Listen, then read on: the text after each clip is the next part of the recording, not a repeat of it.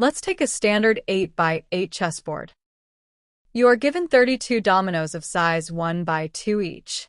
My question is, if you remove 2 diagonally opposite corner squares from the chessboard, leaving 62 squares, is it possible to completely tile the remaining 62 squares with 31 dominoes? Pause the video and think about this for a while, then come back. Now that you're back, let's check together. First, let's look at a different setup.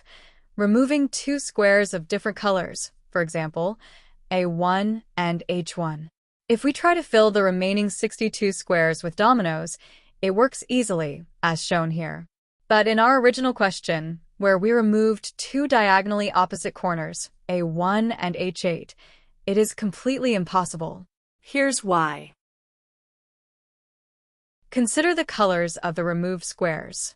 Every domino, whether placed horizontally or vertically, covers exactly 1 dark square and 1 light square. In case 1, we removed 1 dark square and 1 light square, leaving 31 dark and 31 light squares, a perfect match. But in case 2, because diagonally opposite corners share the exact same color, we removed 2 dark squares.